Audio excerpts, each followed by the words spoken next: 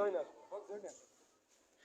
উপস্থিতি, আজকের মাহফিলের সভারত্ন বিশিষ্ট আলেমে দ্বীন হাফেজ, বিশিষ্ট আলেমে দ্বীন মুফতি আজম দিনাজপুর নূরিয়া দরবার শরীফের গবেষক হযরতুল আল্লামা মাওলানা মুফতি মুহাম্মদ নুরুল হুদা নুরি মুত্তাজিল্লাহ আলী সাহেবজাদা নূরিয়া দরবার শরীফ দিনাজপুর শাহজাদা হুজুরকে ওনার মহামূল্যবান নসিহত পেশ করার জন্য বিনীতভাবে অনুরোধ করছি।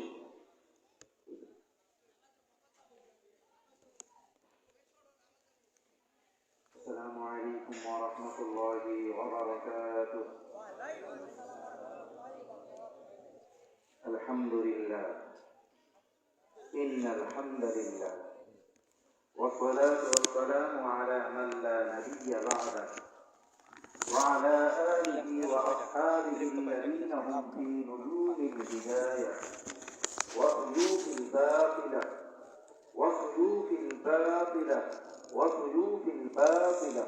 وعلى من تبعهم بإحسان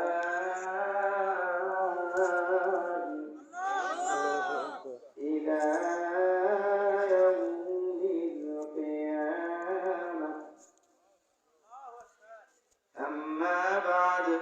فأعوذ بالله من الشيطان الرجيم. بسم الله الرحمن الرحيم. كونوا ربانيين. وقال تبارك وتعالى في كلامه المجيد. بسم الله الرحمن الرحيم. يا أيها الذين آمنوا قوا أنفسكم وأهليكم نارا.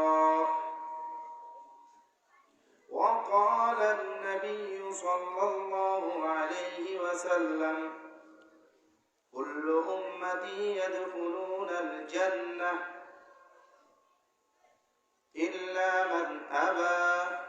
قيل من أبى؟ قال من أطعني دخل الجنة ومن عصاني فقد أبى.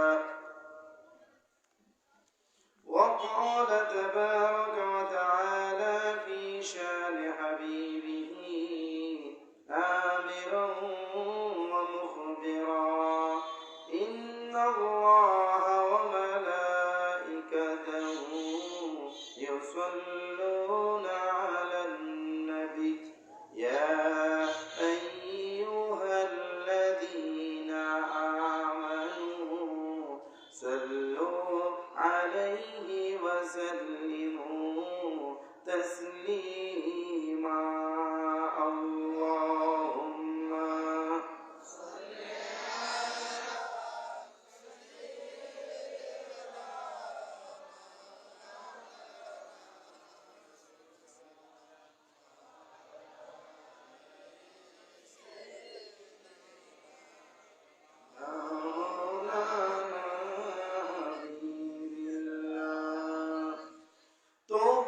শাহাদাত অঙ্গুলি আজ ফিরদৌসের ইশারা করে। তবু শাহাদাত অঙ্গুলি আজ ফিরদৌসের ইশারা করে। নিখিল ব্যথিত উম্মত লাগি এখনো আপনার অশ্রু ঝরে। আল্লাহুম্মা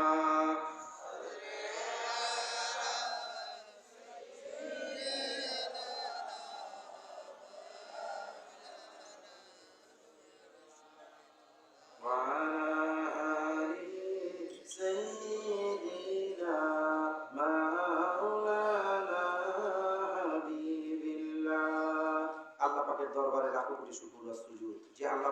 আমাদেরকে দয়া করে, এহসান করে, মায়া করে একটা সুন্দর বেমেসাল আসমানের নিচে জমিনের উপরে গুনাহ মাফ করা সর্বপন্থা, শ্রেষ্ঠ পন্থা, একটা সুন্দর মজলিসে বসার তৌফিক দান করেছেন। এই জন্য সবাই শুকরিয়া দান বলি আলহামদুলিল্লাহ। দুনিয়ার মধ্যে কেউ যদি জান্নাতের ঘ্রাণ পেতে চায়, দুনিয়ার মধ্যে কেউ যদি জান্নাতের বাগানে বসতে চায়, দুনিয়ার মধ্যে কেউ যদি নিজের গুনাহটাকে অল্প সময় মাফ করাতে চায়, সে যেন এই ধরনের মজলিসে উপস্থিত হয়। সুবহানাল্লাহ। আরো জোরে সুবহানাল্লাহ বলা যাবে না? সুবহানাল্লাহ। সে যত বড় গুনাহগার হোক, সে যত বড় গুনাহগার হোক, আমার কথা বুঝে আসছে? সে কত গুনাহ করেছে, সে গুনাহ করতে করতে করতে করতে প্রথম আসমান ধরে ফেলেছে, তাতে কোনো সমস্যা নেই। গুনাহগাররাই তো হাজরে আসওয়াদ চুমা দিতে যায় নাকি? চুমা দিলেই গুনাহ মাফ, এই ধারণা নিয়েই তো যায় নাকি? আপনাদের কি মনে হয় বলেন তো? বিভিন্ন প্রান্ত থেকে মানুষ লক্ষ লক্ষ টাকা ব্যয় করে মক্কা শরীফে যায়, ওইখানে যে নামাজ পড়ে না? কি বলেন তো দেখি, ওখানে যে নামাজ পড়ে না? আমরা যে নামাজ বাংলাদেশে পড়ি, ওই নামাজ ওখানে পড়া হয় না? আমরা যে আজান বাংলাদেশে দেই, ওই আজান ওখানে হয় না? আমরা যেভাবে নামাজ পড়ি, ওইভাবে নামাজ মক্কা শরীফের মানুষ পড়ে না? সমস্ত ইবাদত আমরা যেভাবে বাংলাদেশে করি, ওখানেও সেভাবে করা হয়। এই ইবাদতটা ওখানেও যেও করা হয়, কিন্তু বাংলাদেশের ইবাদত আর ওই জমিনের ইবাদত কি একরকম? জি না। একরকম? জি না। পার্থক্য কে করেছেন? আল্লাহ পাক। পার্থক্য কে করেছেন? আল্লাহ পাক। মর্যাদা কে দিয়েছেন? আল্লাহ পাক। আল্লাহ পাকের হাবিব তা পার্থক্য করে দিয়ে গেছেন। পৃথিবীর যে প্রান্তে দেশের মানুষ হোক, পৃথিবীর যে প্রান্তেরই মানুষ হোক, তাদের জমিনে নামাজ পড়া একরকম নাকি মক্কার জমিনে যে নামাজ পড়া, মদিনার জমিনে যে নামাজ পড়া আরেক নাকি? বুঝাতে পারছি? এইখানে যদি 10 হয়, ওইখানে 50,000, 70,000। সুবহানাল্লাহ বলেন। বেশি না কম? বেশি। একই নামাজ, একই ইবাদত, একই ডাক, একই তাসবিহ, বাট স্থানের একটা পার্থক্য আছে। সুবহানাল্লাহ বলবেন না? একটা আল্লাহ পাকের ঘোষিত জায়গা, আর আল্লাহ পাকের আরেকটা হচ্ছে আল্লাহ পাকের নিজের করে নেওয়া জায়গা। আরো জোরে সুবহানাল্লাহ বলা যাবে না? আল্লাহ পাক বলেছেন, পৃথিবীর জমিনে যত মসজিদ আছে, খায়রুল মাসাজিদ আমরা বলি না, পৃথিবীর বুকে মসজিদ গুলো হচ্ছে খায়র, মানে খায়র কি? উত্তম। বলেন তো দেখি, খায়র মানে কি বলেন তো? উত্তম। উত্তম। আরো জোরে বলেন। এইটা আমরা একটা বাড়ি বানাই বলি না, বিউটিফুল হোম। আমাদের বাড়িটাকে ফুটানোর জন্য গ্রামে, মহল্লায়, সমাজে আমরা যখন বাড়ি করি, এই বাড়ি একটু ডিফারেন্ট টাইপের করি, যেন গ্রামের মানুষরা বোঝে অমুক মাতব্বরের, অমুক চৌধুরীর, অমুক মন্ডলের বাড়ি। ঠিক কিনা বলেন? ঠিক। আমার কথা বুঝে আসছে বাবা? কিন্তু আল্লাহ পাকের ঘর, তার সৌন্দর্য ফুটে উঠুক আর না উঠুক, ওইটা ফুটে উঠার সাথে সম্পর্ক নাই।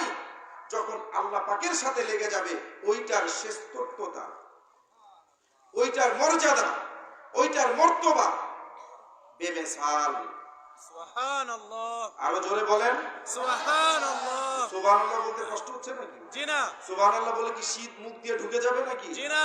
সুবহানাল্লাহ বলে কি গায়ে ঠান্ডা বেশি লাগবে নাকি? জি না। তাহলে সুবহানাল্লাহ বেশি বেশি বলে শরীরকে গরম করে ফেলতে হবে।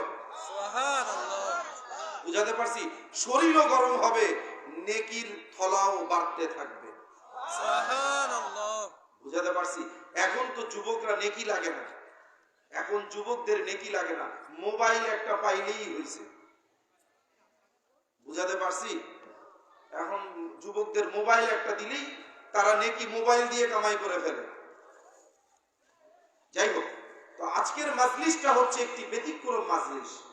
এই মাজলিসের স্থানটা এমন একটা জায়গা, এমন একটা প্লেসে হচ্ছে, এই প্লেসটা আল্লাহ পাকের জমিনে সবচেয়ে উত্তম একটা জায়গা। আরো জোরে সুবহানাল্লাহ বলা যাবে না? আপনি যদি বলেন রবের দিক দিয়ে এইটা হচ্ছে সর্বশ্রেষ্ঠ স্থান, খায়রুল মাসাজিদ, সামনেই হচ্ছে মসজিদ। ঠিক কিনা বলেন? ঠিক কিনা বলেন? আল্লাহ পাকের তরফ থেকে সর্বশ্রেষ্ঠ জায়গা। এইবার আসেন নবীজি। নবীজি বলেছেন যেইখানে দ্বীনের তালিম দেওয়া হয়, দ্বীনি শিক্ষা দেওয়া হয়, সেই জায়গাটা হচ্ছে, সেই ঘরটা হচ্ছে আমি নবীজির ঘর। সুবহানাল্লাহ। ঠিক আছে, এক তো আল্লাহ পাকের ঘর, আরেক তো নবীজির ঘর, আর কোনটা বাকি রইলো? সবাইকে কথা বলতে হবে। আর কোনটা বাকি রইলো বলেন দেখি? আরে আল্লাহ পাকের ঘর, নবীজির ঘর, দুটোই আমরা একত্রিত ভাবে পেয়েছি। তার সামনের ময়দানেই আজকে মাহফিল হচ্ছে। সুবহানাল্লাহ। তাহলে কোনটা বাকি থাকলো? পুরোটাই না। কথা বলতে আল্লাহ পাক ওনার পরিচয় দিতে যে আল্লাহ পাকের হাবিবকে যেভাবে একত্রিত করেছেন, একত্রিত বোঝেন তো? একত্রিত করে নিয়েছেন। কিয়ামত পর্যন্ত এই একত্রিত জিনিসটাকে যারা পার্থক্য করতে যাবে তাদের অস্তিত্ব বিলীন হয়ে যাবে। এই দুইটা জিনিস কখনো আলাদা হবে না। সুবহানাল্লাহ। আরো জোরে বলা যাবে না? সুবহানাল্লাহ। আপনি যদি কিয়ামত পর্যন্ত লা ইলাহা ইল্লাল্লাহ মুহাম্মাদুর রাসূলুল্লাহ এই বাক্যকে আলাদা করে দেন জমিন থেকে, কথাটা বুঝেন, জমিন থেকে যদি এই বাক্যকে আলাদা করে দেন, বান্দার জমিনে ক্ষমতা আছে, আরশে আজিমে ক্ষমতা আছে, আসমানে ক্ষমতা আছে, অন্তরে ক্ষমতা আছে, তো আল্লাহ পাক যেখানে আসমানে লিখে রেখেছেন, আরশে আজিমের খুঁটিতে যেখানে লিখে রেখেছেন লা ইলাহা ইল্লাল্লাহ মুহাম্মাদুর রাসূলুল্লাহ সাল্লাল্লাহু আলাইহি সাল্লাম, ওইটা মোছার মতো পৃথিবীতে কোনো মানুষ জন্মগ্রহণ করেছে? জি না। করবে? জি না। কারণ ওইটা কে নিয়ন্ত্রণ করেন? আল্লাহ পাক। আরো জোরে বলতে হবে, কে নিয়ন্ত্রণ করেন? আল্লাহ পাক। আল্লাহ পাক এমন একটা শক্তি ওইটা নিয়ন্ত্রণ করেন, ওই শক্তির ধারের কাছে কিয়ামত পর্যন্ত কোনো বান্দা বান্দি যাওয়ার কোনো ক্ষমতা রাখে না। তাহলে আপনি আমি যদি দুনিয়াতে আল্লাহ এবং রসুলকে পার্থক্য করতে চাই, এইটা একটা গ্রামে, একটা মহল্লায়, একটা সমাজে, একটা দেশে পার্থক্য হবে। কিন্তু মনে রেখেন কিয়ামত পর্যন্ত পৃথিবীর কোন জায়গায় পুরাপুরি ভাবে কেউ কখনো পার্থক্য করতে, আরো জোরে পার্থক্য করতে পারবে না। আল্লাহ পাক তাদেরকে পার্থক্য করে দিবেন। ঠিক বুঝাতে পারছি? জি। আমি এখান থেকেই শুরু করতে চাই।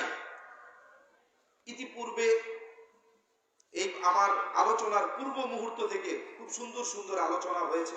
আমাদের ছোট্ট ছোট্ট মনারা সুন্দর সুন্দর ব্রিফিং আপনাদের সামনে করেছেন। তারা তাদের জ্ঞান গর্ব থেকে আপনাদেরকে তারা বুঝাতে চেয়েছেন আমরা এই প্রতিষ্ঠানে কি শিখেছি, কি শিখছি, তারা সেটা উপস্থাপন করে আপনাদেরকে বুঝাতে চেয়েছেন। আসলে জ্ঞান এমন একটা জিনিস, না বললে বোঝা যায় না যে মানুষটা জ্ঞানী না জ্ঞানী না। সুবহানাল্লাহ বলবেন না? এই ছোট্ট ছোট্ট মনারা এত সুন্দর করে আপনাদেরকে সুন্দর সুন্দর করে উপস্থাপন করেছে। আপনারা খুশি হয়েছে না বেজার হয়েছে? খুশি। খুশি না বেজার? খুশি। এই খুশিটা আমার আল্লাহ পাকও হয়েছে। সুবহানাল্লাহ। আরো জোরে বলা যাবে না? সুবহানাল্লাহ। কেন খুশি হয়েছেন? এই পার্থক্যটা বোঝানোর জন্যই আমি শুরুতে দুটো কথা টেনেছি। কালামুল্লাহ শরীফের দুটো আয়াত আপনাদের সামনে প্রকাশ করেছি, আর একটা হাদিস শরীফ প্রকাশ করেছি। পৃথিবীতে কিয়ামত পর্যন্ত যদি কেউ ইসলাম বুঝতে চায়, দ্বীন বুঝতে চায়, যদি ধর্মকে বুঝতে চায়, আল্লাহ পাকের মনোনীত দ্বীনকে যদি বুঝতে চায়, কালামুল্লাহ শরীফ, হাদিস শরীফ এবং ইজমা কিয়াস থেকেই তাকে বুঝে নিতে হবে। সুবহানাল্লাহ। এর বাহিরে গেলে চলবে না। সবাইকে বলতে হবে চলবে না। যারা আমাদেরকে বুঝ দিতে চায় ওয়াজ মাহফিলের ব্যাপারে, আনুষঙ্গিক তাফসীরুল কোরআন মাহফিল গ্রামে গ্রামে শহরে শহরে করে করে আমাদেরকে যারা বুঝ দিতে চায় দ্বীন ইসলাম, দেশ দখল না করলে কখনো হবে না। কথা কয় না? আমার কথা বুঝেন? এই কথাটা কি সত্য? কেউ প্রমাণ করতে পারবে? আল্লাহ পাক বললেন, আমি দুনিয়াতে একজন খলিফা বা প্রতিনিধি পাঠাবো। সুবহানাল্লাহ বলেন। সূরাতুল বাকারাতেই আছে, আমি একজন দুনিয়াতে প্রতিনিধি বা আমি একজন খলিফা পাঠাবো। খলিফা মানে প্রতিনিধি। তা যেই সৃষ্টির উৎসই হচ্ছে খলিফা করে দুনিয়াতে পাঠাবেন। কথাটা বোঝেন যে আল্লাহ পাক 18,000 মাখলুকাত, আরো অনেক বেশি, তাফসিরে মুফাসসিররা অনেক বলেছেন 18,000 মাখলুকাতের মধ্যে 17,999 মাখলুকাতের মধ্যে আল্লাহ পাক যেই জাতিকে খলিফা করেছেন তার আর কোনো কিছু দরকার আছে? জি না। জোরে বলতে হবে, আর কোনো কিছু দরকার আছে? জি না। তার এখন কি দরকার?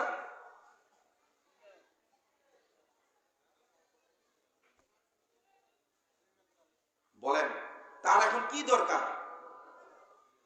এত ওয়াজ আপনারা শোনেন, শহরে শহরে গ্রামে গ্রামে এত বড় বড় বক্তারা এত বড় বড় ওয়াজ করে, ঠিক আছে, আজ পর্যন্ত এই ব্যাখ্যাটাই আপনাদেরকে দিল না, তাহলে কি ওয়াজ শুনলেন? আমার কথা বুঝতে পারছেন? আমি অনেক বেশি জানি তা বলছি না। একজন মানুষ সে দুনিয়াতে আসছে, তার চাওয়া পাওয়াটা কি? একটা চাওয়া পাওয়া আছে না? আল্লাহ পাক একটা মানুষকে দুনিয়াতে পাঠাইছেন, আল্লাহ পাকেরই বা কি চাওয়া পাওয়া আর মানুষেরই কি চাওয়া পাওয়া? দুইটা চাওয়া পাওয়া আছে না? জি। কথা বলেন। আল্লাহ পাক বলছেন, বান্দারে আমি গরুকে তো পাললে সর্বশ্রেষ্ঠ করতে পারতাম, আমি হাতিকে সর্বশ্রেষ্ঠ করতে পারতাম, প্রাণীর মধ্যে অনেক শক্তিশালী প্রাণী আছে তাদেরকে শক্তিশালী করতে পারতাম, আমি তো তা করিনি। কেউ দেখাতে পারবে না, কিয়ামত পর্যন্ত দেখাতে পারবে না। এই ভেড়া মারার যত মানুষ আছে, 10টা বাঘ যদি 10 দিক দিয়ে ঢুকে, ভয় লাগবে না? লাগবে না? কথা কয় না। এইখানেই যদি 5টা বাঘ এখন ঢুকে, বাঘ বাঘ বাঘ বোঝেন তো, রয়্যাল বেঙ্গল টাইগার যদি ঢুকে পড়ে, কোন রকম যদি ঢুকে পড়ে, মনে করেন হাতে কোনো বন্দুক নাই, বেঙ্গলেরও হাতে কোনো লাঠি বা কোনো কিছু নাই, খালি একটা হু করে একটা আওয়াজ মারছে, মানুষ একটা থাকবে তো? তখন চিন্তা করে বক্তা যা হয় হোক, নিজের জীবন বাঁচানো ফরজ। অথচ আল্লাহ পাক সেই রয়্যাল বেঙ্গল টাইগারকে সর্বশ্রেষ্ঠ বানাইলেন না, মানুষকে বানাইলেন। কখনো ফিকির করেছেন? কখনো চিন্তা করেছেন? কথা কয় না। কি জন্য বানাইলেন? আল্লাহ পাক তো চাইলে অন্য কিছুকে সর্বশ্রেষ্ঠ জিনিস বানাতে পারতেন। আল্লাহ পাক বললেন খায়রুল মাসাজিদ, আল্লাহ পাক মসজিদকে সর্বশ্রেষ্ঠ বানাইছেন, কিন্তু কার জন্য সর্বশ্রেষ্ঠ বানাইছেন? কথা কয় না। ওই মানুষই যদি না থাকে, এই সর্বশ্রেষ্ঠের কোনো দাম আছে? সবাইকে বলতে হবে, দাম আছে? পৃথিবীতে কোনো মানুষ নাই, মসজিদের সর্বশ্রেষ্ঠের কোনো দাম আছে? গরু নামাজ পড়বে নাকি? মহিষ নামাজ পড়বে নাকি? রয়্যাল বেঙ্গল টাইগার নামাজ পড়বে নাকি? মানুষই যদি না থাকে, এই নবীর ঘরের কোনো মর্যাদা আছে? এতটুকু বুঝতে পেরেছেন তো? তাইলে মানুষকে কেন্দ্র করে আল্লাহ পাকের নিয়ামতগুলোকে সর্বশ্রেষ্ঠ করা হয়েছে। তাইলে বুঝতে হবে মানুষ কত সর্বশ্রেষ্ঠ। কথা কয় না। আরে মানুষ সর্বশ্রেষ্ঠ কত, তার একটা মাপ থাকতে হবে না? তার একটা লিমিটেশন থাকতে হবে না? আল্লাহ পাক কোনো লিমিটেশনই রাখেন না। আরো জোরে সুবহানাল্লাহ বলা যাবে না? আল্লাহ পাক বলছেন, বিসমিল্লাহির রহমানির রহিম, লাকাদ কাররামনা বনি আদম। আরো জোরে আল্লাহু আকবার বলা যাবে না? আল্লাহ পাক বলছেন, শোনো বান্দা বান্দি আমার, আমি যে তোমাদেরকে মুকুটটা পরিয়েছি, আমি যে তোমাদেরকে সম্মান দিয়েছি, আমি যে তোমাদেরকে ইজ্জত দিয়েছি, আমি যে তোমাদেরকে সম্মানিত করেছি, তোমরা এমনি এমনি সম্মানিত হয়ে যাও নাই, নিজেদের যোগ্যতার জন্য হয়ে যাও নাই, তোমাদের বংশের পরিচয়ের জন্য তোমরা সম্মানিত হও নাই। কাররামনা বনি আদম, তোমরা বনি আদমের জন্য সম্মানিত হয়েছো। আরো জোরে সুবহানাল্লাহ বলা যাবে? বনি আদম আলাইহিস সালাম ওনার সাথে লেগে যাওয়া ওনার সন্তানরা হচ্ছে সর্বশ্রেষ্ঠ। ছোট্ট একটা উদাহরণ দিই। মনে করেন এই এলাকার মধ্যে অনেক সুন্দরী মহিলা আছে, তার পরিবারের বংশ মর্যাদা আছে, তার পরিবারের সম্মান আছে, ইজ্জত আছে। এই পরিবারের এত সম্মান এত ইজ্জত সারা দেশের মানুষ জানে, কিন্তু এই মহিলা একটা সন্তান জন্মগ্রহণ দিয়েছে, কিন্তু এই সন্তানের বাপের পরিচয় নাই। কথা কয় না? এরকম আছে না? আছে না? হয় না? হয় না? বিদেশে এরকম বিধর্মীদের মধ্যে এরকম প্রচুর আছে। যাই হোক, আমি বুঝাতে চাচ্ছি আমাদের দ্বীন ইসলাম কাকে দিয়ে কে সম্মানিত, এই জিনিসটা, এই কনসেপ্টটা ক্লিয়ার করতে হবে। এই কনসেপ্ট যদি আপনি ক্লিয়ার না করতে পারেন, সারা জীবন ধোঁকা খেতেই থাকবেন। আপনার কাছে কালো দিনটা কালো মেঘের মতো আবৃত থাকবে, কিন্তু দ্বীন ইসলাম কি? উজ্জ্বল। বলেন দ্বীন ইসলামটা কি? উজ্জ্বল। তা সেটা তো, এই উজ্জ্বলতা তো নিজের মধ্যে জ্বালাতে হবে। কথা কয় না? বোঝেন বাবা? খুব মনোযোগ দেন। একজন মহিলা, তার একটা বংশ পরিচয়, তার অনেক ডিগনিটি, তার সমাজে অনেক দাম, কিন্তু সে একটা সন্তান দুনিয়াতে ভূমিষ্ঠ করলো।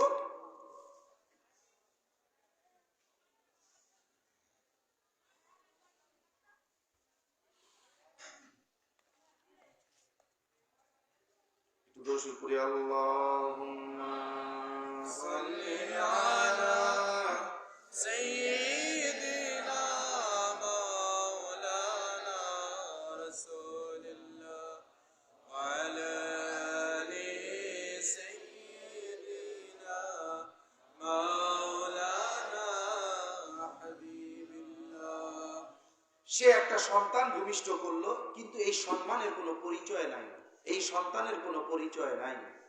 আচ্ছা বলেন তো দেখি, এই সন্তানের পরিচয় সমাজের মানুষ কিভাবে নিবে? বলেন তো দেখি। কথা কয় না? সে তো সম্মানিত, মা তো সম্মানিত। কথা কয় না? মা তো সম্মানিত। তাহলে সন্তানের পরিচয় কি হবে? আমার কথা বুঝতে পারছি? তাহলে একটা জিনিসের পরিচয় লাভ করার জন্য তাকে যদি মানুষ এমন ভাবে ট্রিট করে সারা জীবন, যে সে যত বড় জ্ঞানী হোক, সে যত বড় বুদ্ধিজীবী হোক, সে যত বড় আলেম হোক, সে যত বড় মুফতি হোক, সে যত বড় মুহাদ্দিস হোক, হতে পারে না? পারে না? হতে পারে না? পারে না? সে যত বড় মুফাসসির হোক, তার বাবার পরিচয় নাই মানে তার কোনো যোগ্যতাই নাই। কথা কয় না? এখন গরুকে হালাল বলা হয়েছে, কেউ বলছে? কোন কসাই বলছে এই গরুর বাপের নাম কি? এই গরুর মার নাম কি? কেউ বলছে? কিন্তু আল্লাহ পাক যখন এই মানব জাতিকে সৃষ্টি করেছেন, মানব জাতির পরিচয় আল্লাহ পাক আসমান থেকেই দিয়ে দিয়েছেন। এই জন্য মানব জাতি হয়ে গেছে সর্বশ্রেষ্ঠ। এই জন্য মানব জাতিকে সর্বশ্রেষ্ঠ জায়গায় লেগে থাকতে হবে। কি করতে হবে? লেগে থাকতে হবে। আল্লাহ পাক বললেন, আমার সময় খুব সংকীর্ণ, আমি দ্রুত বলে শেষ করে দিচ্ছি। আল্লাহ পাক বললেন, কুনু রাব্বানিন। আল্লাহু আকবার, আল্লাহু আকবার। আল্লাহ পাক বললেন কুনু রাব্বানিন, কুনু হাফেজ, কুনু আলেম, কুনু মুফতি, কুনু মুহাদ্দিস। আল্লাহ পাক বললেন কুনু রাব্বানিন, তোমরা সকলে আল্লাহওয়ালা হয়ে যাও। সুবহানাল্লাহ। কিভাবে হবে? কিভাবে? আমি দ্রুত বলছি, কিভাবে হবে? আল্লাহ পাক তার হাবিবকে দুনিয়াতে পাঠিয়েছেন 40 বছর বয়স মোবারকে, না কোনো আসমানি কিতাব, না কোনো নামাজ, খুব মনোযোগ দিয়ে বোঝেন, না কোনো ইবাদত, না কোনো বন্দিগি, না কোনো কিছু ছিল। কি ঠিক তো নাকি? কি আপনারা আমার কথা সায় দিচ্ছেন তো? ঠিক তো নাকি? তাহলে এই 40 বছর মক্কাবাসী ঈমান আনলো কিভাবে? কোন কিতাব পড়ে ঈমান আনলো? মক্কাবাসী কোন ইলম অর্জন করলো? কথা কয় না? আমার কথা বুঝতে পেরেছেন বাবা? আল্লাহ পাক চান যে সঙ্গ দিয়ে মানুষকে পবিত্র করতে। সুবহানাল্লাহ। পৃথিবীতে একমাত্র দ্বীন ইসলাম তাদের দ্বারা হেফাজত হয়েছে যারা সঙ্গ দিয়ে আল্লাহ ওয়ালা হয়েছে। সুবহানাল্লাহ। আল্লাহু আকবার। জিন্দাবাদ জিন্দাবাদ জিন্দাবাদ জিন্দাবাদ। সঙ্গটা মারাত্মক একটা জিনিস। আজকে পৃথিবীর বুকে অনেক শিক্ষা প্রতিষ্ঠান আছে, অনেক শিক্ষা প্রতিষ্ঠান আছে, গ্রামে গ্রামে লক্ষ লক্ষ শিক্ষা প্রতিষ্ঠান হয়েছে, কিন্তু এই বাংলার বুকে একটা শিক্ষা প্রতিষ্ঠান খুঁজে পাওয়া যাবে না। কিন্তু তখনের সভ্যতা, তখনের সোহবত, তখনের ইমানদারিত্ব, তখনের মানুষের আমানত, তখনের মানুষের আল্লাহ ভীরুতা, আর লক্ষ লক্ষ মাদ্রাসা, লক্ষ লক্ষ মুহাদ্দিস, লক্ষ লক্ষ মুফতি, আজ বাংলাদেশের মানুষের জানের নিরাপত্তা নাই। ঠিক কথা কয় না? বুঝাতে পারছি? তার মানে বোঝা যাচ্ছে এগুলো দ্বীন ইসলামের সাথে কোনো সম্পর্ক নাই। দ্বীন ইসলামের সাথে কোনো সম্পর্ক নাই। শোনেন, আজকে হাফেজ বানানোর জন্য গ্রামে গ্রামে মহল্লায় মহল্লায় মাদ্রাসা হচ্ছে। আল্লাহ পাক পৃথিবীর ইতিহাসে দুইজন ব্যক্তিকে আল্লাহ পাক মায়ের পেট থেকে হাফেজ করে বের করছেন। সুবহানাল্লাহ। মায়ের পেট থেকে হাফেজ, শুনতে ভালো লাগতেছে না? মায়ের পেট থেকে। বখতিয়ার কাকি রহমাতুল্লাহ আলাইহি, লিখে রাখবেন। কে কে? বখতিয়ার কাকি। বখতিয়ার কাকি রহমাতুল্লাহ। আরেকজন হচ্ছে মির্জা। দশবে আল্লাহুম্মা সাল্লি আলা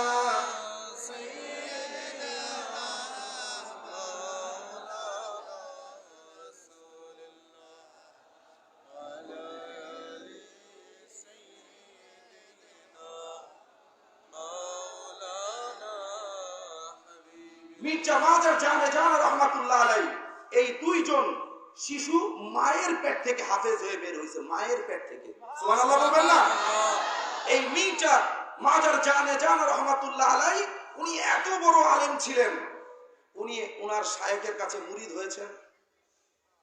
দেখেন, তারপরও গেছেন মুরিদ হতে, মায়ের পেট থেকে হাফেজ। বুঝাতে পারছি?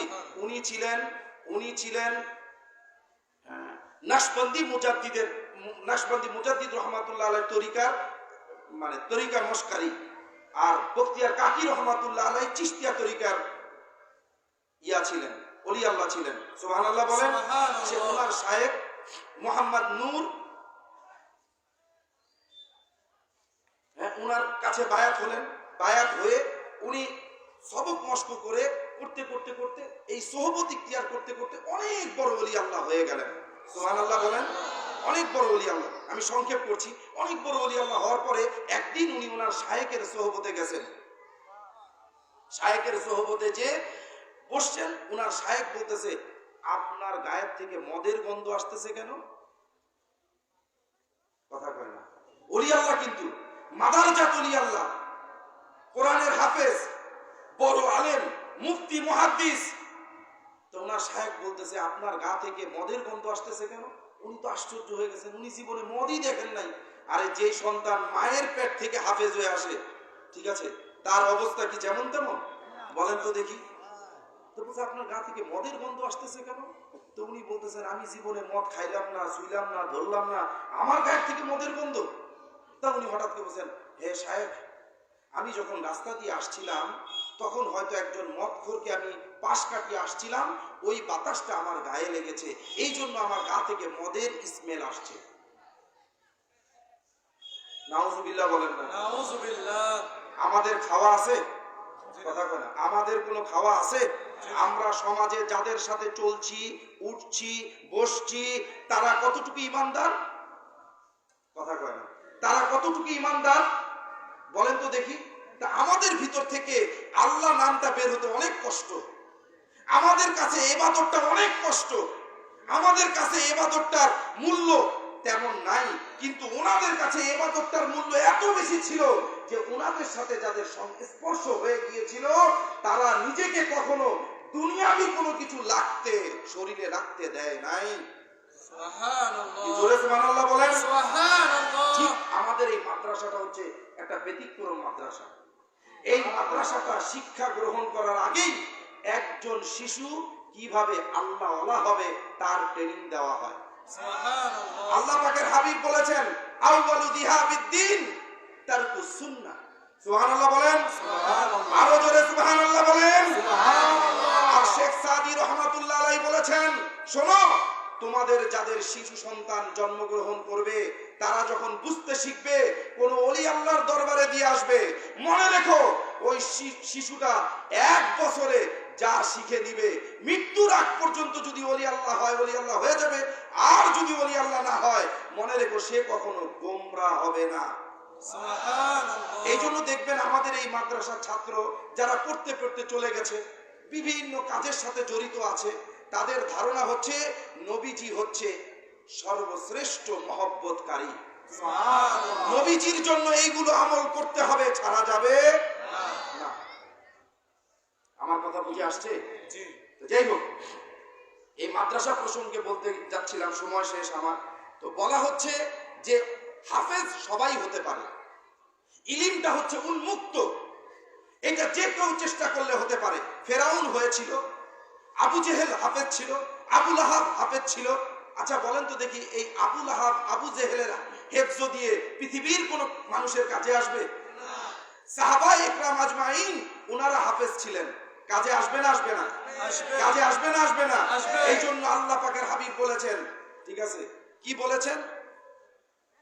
কি বলেছেন? যে আল্লাহ পাকের হাবিব বলেছেন আমি এবং আমার সাহাবীগণ। সুবহানাল্লাহ, আরো জোরে সুবহানাল্লাহ বলেন। আবু জেহেলের কথা বলতে পারতেন না? আবু লাহাবের কথা বলতে পারতেন না?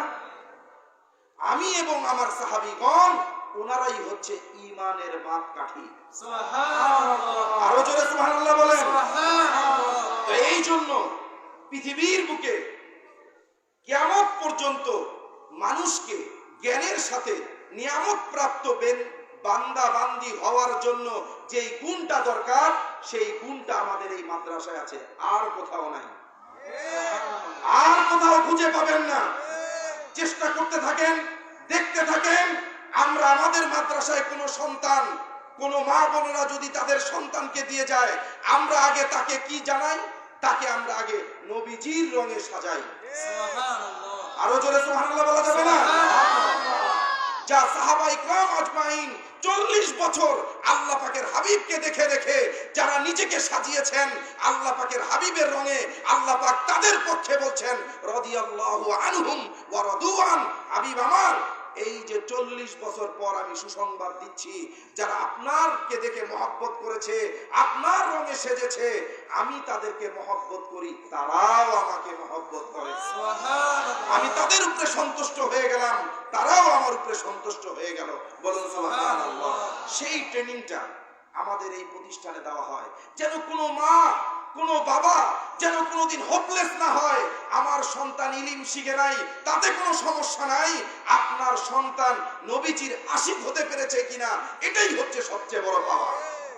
এই জন্য আল্লাহ পাক বলেছেন কুনু রব্বানিয়িন, ও আমার বান্দারে, হাফেজ হইলে হও, মুফতি হইলে হও, মুহাদ্দিস হইলে হও, না হইলে কোনো সমস্যা নাই, তুমি যদি আল্লাহওয়ালা হয়ে যাও সমস্ত গুণ আল্লাহ পাক তোমাকে দিয়ে দিবেন। সুবহানাল্লাহ।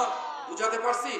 এই জন্য আল্লাহওয়ালা হওয়ার জন্য আমাদের এই প্রতিষ্ঠানটাকে আমরা ওইভাবে গড়ে তুলেছি যেন একজন মানুষ সর্বপ্রথম আল্লাহওয়ালা হতে পারে।